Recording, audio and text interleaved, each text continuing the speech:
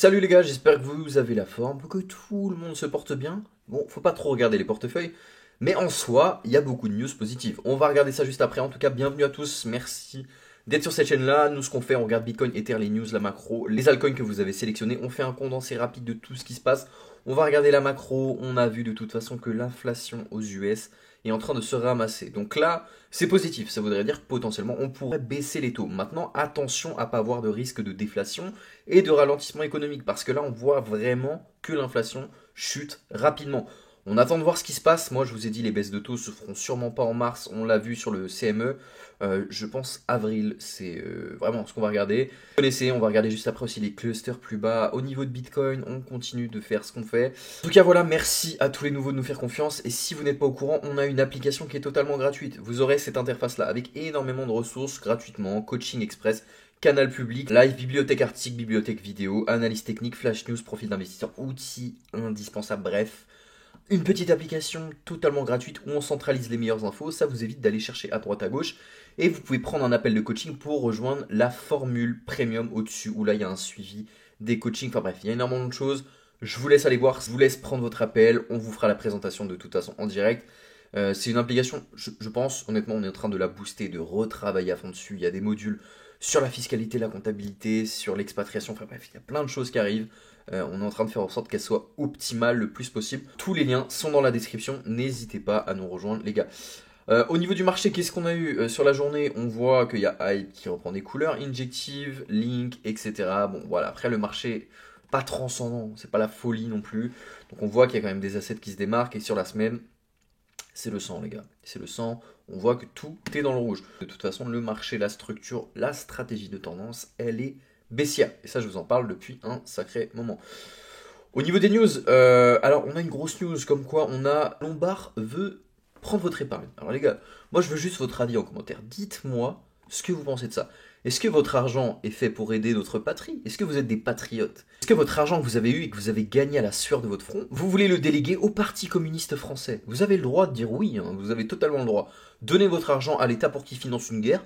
Bon les gars, c'est votre choix, vous faites ce que vous voulez. En tout cas, on a Lombard qui pète les plombs. Bon, ouais, on va écouter rapidement. Nous allons mobiliser effectivement l'épargne privée. Je peux vous dire que le 20 mars, vous demandez quand, avec mon collègue ministre des Armées, nous allons réunir à Bercy les investisseurs et les entreprises de la base industrielle et technologique de défense afin de mobiliser l'épargne privée et afin que cette épargne finance notre effort de défense qui va s'accroître. Je ne suis pas sûr qu'un livret dédié soit une solution, puisqu'il y a déjà beaucoup d'outils d'épargne qui existent. C'est surtout cette épargne que nous souhaitons mobiliser, afin que, effectivement, les Françaises... Bref, il pète les plombs. On va voir les commentaires vite fait, j'ai pas regardé. Genre, c'est des communistes tant bien que mal dans cette époque pourrie, maintenant on va te prendre. Mais non, mais c'est du communisme, les gars. On part sur un régime totalitaire, et j'en parle depuis 3 4 ans. Paysage orwellien, enfin bref, là on va serrer les vis, on change de régime, et on le voit petit à petit, on bascule vers un truc qui va plaire à personne, et que tout le monde acceptera de toute façon, parce qu'on a fait la bêta-test avec le Covid, et dans le Covid, donc si demain le Parti communiste français, le Politburo, veut te mettre un tracker dans le cul, parce que voilà, c'est le parti unique qui t'a dit de faire ça, et que toi t'es oh bah non je peux pas, bon tu pourras pas prendre ton avion, pas aller faire tes courses, pas consommer trop de viande, voilà bon les gens est-ce qu'ils accepteront ça, je sais pas, je suis pas dans la tête des gens, en tout cas moi j'accepterais pas ça, tu vois, moi des AMM conditionnels et toute cette merde, c'était niette, et ça sera niette pour ce qui va arriver, passe carbone, traction dans le cul, tout ce qui s'ensuit, on laisse tomber les gars, ça part vraiment en vrille, et je pense qu'il faut arrêter de mettre des œillères, il y en a beaucoup qui ont des œillères en ce moment, voilà non mais t'inquiète la France ça va se relever, les gars, c'est un cataclysme ce qui se fait. Après, je vois que tout le monde pigne. C'est vrai que la plupart du temps, quand tout le monde fait quelque chose, il faut souvent faire l'inverse. Mais là, j'ai l'impression que c'est tellement flagrant ce qui est en train de se passer que, bon, je sais pas. En vrai, à voir. On va voir. Au niveau des news, les gars, sur le marché, n'hésitez pas. On a énormément de news, les gars. On voit que World Libertify a finalisé la vente de son jeton. Ils ont levé 550 millions de dollars. Que ça donne par la suite, World Libertify, etc. Bref, n'hésitez pas à nous rejoindre sur Twitter. Vous avez des news en temps réel, énormément de data. On a switché vers ça vu que le marché est un peu plat. On s'est dit qu'on allait proposer autre chose. Au niveau de Bitcoin, les gars, qu'est-ce qu'on a eu? On est venu chasser Bitcoin, on est venu chasser le Mondello, on est venu chercher le Monday High. Bon bref, on latéralise, il n'y a pas grand-chose à faire. Le scénario que je vous avais dit, de toute façon, la structure, stratégie de tendance, c'est baissier, il n'y a rien à faire. On a une petite divergence qui est en train de se créer. Bon là, la trendline, elle est mise comme pas possible. Mais vous voyez un peu le scénario. Peut-être un regain à court terme. Ça m'étonnerait pas qu'on ait un marché, faire semblant que le marché reparte pour repartir plus bas. Vous connaissez, c'est que ça, c'est que du yo-yo. Donc on latéralise.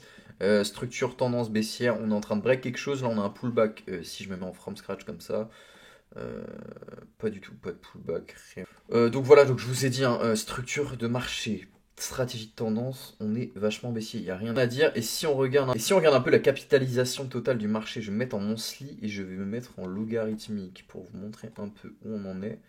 Hop, hop, hop. Alors, qu'est-ce qui se passe sur ce graphe-là? Vous voyez que, bon, on a des triangles de compression qui sont en train de se former. Là, on a un potentiel pullback sur une polarité et sur une trendline. Donc voilà, donc encore une fois, c'est à prendre avec des pincettes. Les performances passées ne représentent pas les performances futures, vous connaissez. Sauf qu'on pourrait potentiellement arriver sur quelque chose, sur la capitalisation totale des cryptos. Encore une fois, là, vous regardez sur du court terme, on regarde sur du long terme, on est sur de l'investissement, les gars. Vous n'êtes pas trader, vous ne faites pas du trading actif, donc regardez long terme, rechargez intelligemment. On revient sur des bonnes intéressantes, on est venu combler tout ce qu'on avait à combler, le gap en monthly. Et ça, c'est plutôt pas mal, hein, c'est plutôt pas mal. Mais si on prend un peu de recul, ouais, je vois rien d'inquiétant, hein. Je vois rien d'inquiétant, capitalisation totale, voilà, on revient juste sur une polarité, les gars. On a eu ce bullish flag, impulsion, on rejette. En fait, les gars, si on revient pas au 1,82 trillion de market cap, il n'y a pas d'inquiétude. En fait, si le prix nous fait ça à un moment, hop, là, il faudra se poser des questions. Si on break vers ici. Pour l'instant, je vois pas de scénario comme ça. En plus, on aurait tout ça à bosser. Aller jouer quelque chose comme ça, continuer à latéraliser, c'est totalement possible, hein. C'est totalement possible. En tout cas, il y a beaucoup de scénarios. Je vois beaucoup de gens paniquent. Pour moi, il n'y a rien d'inquiétant. À court terme, c'est du vent, beaucoup de fun, plus qu'autre chose. Voilà, hein. Au niveau de la dominance de Bitcoin, donc pour ceux qui viennent d'arriver, nous, ce qu'on regarde sur la dominance Bitcoin, c'est comment elle chute. Si elle chute, on a la potentielle alt season. C'est ce qu'on veut, c'est que la dominance de Bitcoin, elle diminue pour avoir les altcoins, Ether et tout qui profitent derrière. Donc on a des cycles, hein, de toute façon, c'est cyclique, c'est assez clair. On a une cyclicité en moyenne de 378 jours où la dominance de Bitcoin se casse la gueule. Hop, on a vraiment une alt season assez conséquente. La Bitcoin dominance remonte, ensuite alt season, la Bitcoin dominance remonte, et là on attend des bornes. Est-ce qu'on ira chercher les 70? Je sais pas, parce qu'en vrai, si on regarde comme ça, on a quand même une petite divergence en daily, weekly, en divergence weekly, donc c'est pas rien, qui est en train de se former quand même. Faut la prendre en compte. Avec le RSI, donc le Relative Strange Index, donc voilà, c'est un indicateur à prendre en compte sur le fait qu'il y a une divergence baissière, et ça c'est plutôt cool. Donc faut regarder, encore une fois, dominance d'Ether, les gars, elle est au plus bas, honnêtement, c'est vraiment bas. Dominance d'Ether, c'est terrible, hein. Moi, comme je vous ai dit, sous-valorisé Ether, sous-valorisé. Pectra, quelques bugs quand même sur la mise à jour qu'il y a eu récemment. Bon, je suis pas inquiet sur le fait qu'Ether ça va vraiment péter. Il y a des ETF, l'Arifing va pousser. Vous connaissez mon scénario, je vous en parle souvent. Voilà les gars. De toute façon, le marché, moi je vois pas, j'ai pas d'inquiétude forcément. Si on prend vraiment du recul. Capitalisation totale, si on exclut Bitcoin, où on en est. Bon les gars, on en est là, hein. Voilà, ça se ramasse un peu, on comble ce qu'on a à combler. Pour moi, on a une phase de cycle, hein. N'oubliez pas, hein, pendant un cycle haussier, on a toujours une phase baissière à un moment. Là, on l'a eu, la phase baissière. Maintenant, je m'inquiète pas pour la suite. Dans les cycles aussi, on a toujours des phases de retracement comme ça. Là, je sais qu'on veut faire peur, on parle de contexte macro, géopolitique, tout ça. J'ai pas forcément d'inquiétude là-dessus. On voit que les indices se cassent la gueule, bon, c'était à prévoir, momentum de fou. On a des clusters plus bas, les 4729, c'est à surveiller sur le S&P. Si le S&P chute et qu'on a toujours une corrélation avec le marché de la crypto, ben les cryptos continueront à tomber dans tous les cas.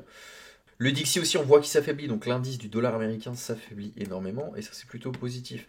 À voir maintenant comment ça en est, la parité euro-dollar, comment vous le sentez. Au niveau de XRP, on rebosse la polarité, ça résiste plutôt bien. On fait attention au cluster au niveau des 1,67, comme je vous avais dit.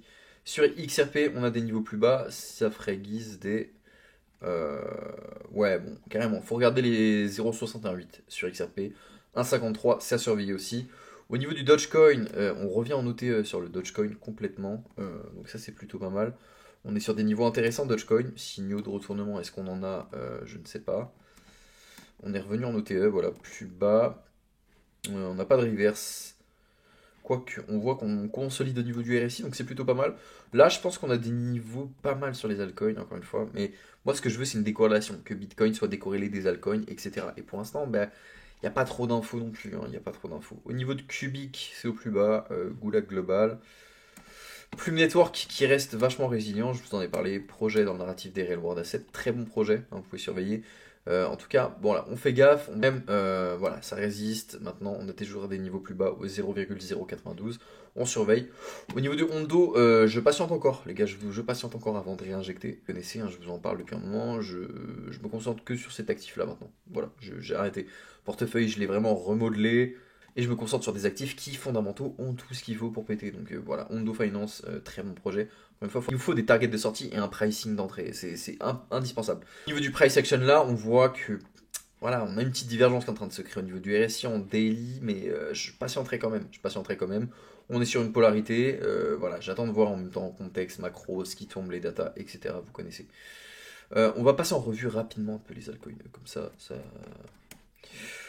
Au niveau de Tao, BitTensor, on rebosse un OB plus bas. Pour moi, toujours les 164 à surveiller. I7Z, beaucoup trop bas, on regarde même pas. Syrup, on latéralise, ça reste résilient. Syrup, on latéralise, on est dans un distribution, accumulation. On a des OB à rebosser plus haut. Pour moi, là, c'est des niveaux intéressants à racheter, hein. C'est des niveaux intéressants à racheter sur Syrup, horizon 6 à 8 mois.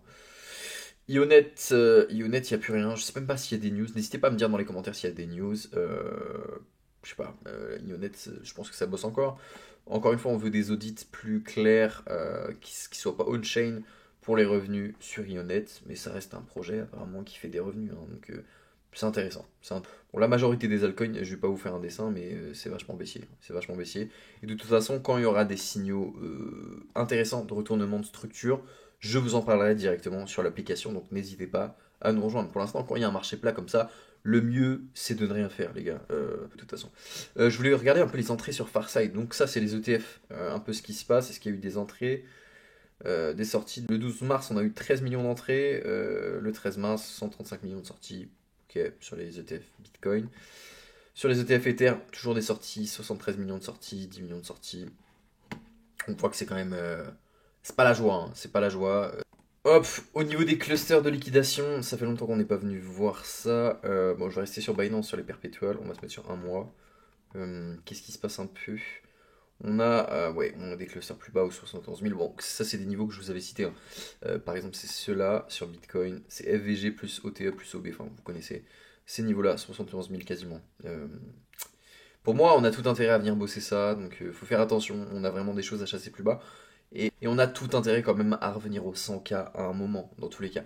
Donc là, voilà, graphiquement, nous on vous propose des calls de trading en vente à découvert, short sell ou long sur le marché. Pour l'instant, on fait plus de vente à découvert qu'autre chose. Je vous en bas dans l'application premium si vous voulez des setups. Encore une fois, faut se former aussi. Ne tradez pas n'importe comment. Calcul de taille de position, essayez de gérer votre risque. Ça, c'est le plus important. On ne trade pas comme ça à l'arrache. Ça ne fonctionne pas comme ça, les gars. Donc, en tout cas, si vous voulez vous former à ce niveau-là et commencer à prendre de l'argent, même dans un marché baissier, n'hésitez pas à prendre votre appel de coaching. Le lien est dans la description. Je pense que ça va être tout, les gars. Si vous voulez que je regarde des altcoins plus en profondeur, n'hésitez pas à me dire dans les commentaires. Là, c'était une petite vidéo rapide. Moi, je vous dis à demain. Non, pas du tout. Demain, on est samedi. Je sais même plus on est quel jour. Demain, on est samedi. Pas de vidéo dimanche. Là, les gars, je vous mens pas, on prend un peu de recul sur le marché. On est moins actif. Moi, je fais autre chose pendant des phases de marché comme ça. De toute façon, j'essaie d'être plus présent, de continuer à faire des petits updates quotidiens. Mais quand il n'y a rien à dire, il n'y a rien à dire, les gars. Je vous mens pas. Après, si vous voulez que je continue à faire des petites vidéos updates, n'hésitez pas à me dire dans les commentaires. Moi, c'est pour vous que je fais ça. S'il n'y a pas de réelle utilité, je ne vais pas continuer à vous en faire tout le temps. On attend vraiment d'avoir un contexte de marché plus dynamique. En tout cas, c'est ce qu'on veut. En tout cas, n'hésitez pas à me rejoindre sur Insta, n'hésitez pas à nous rejoindre sur tous les réseaux sociaux. Moi, je vous dis à lundi prochain et prochain pour un update. Ciao les gars, bon week-end, prenez soin de vous.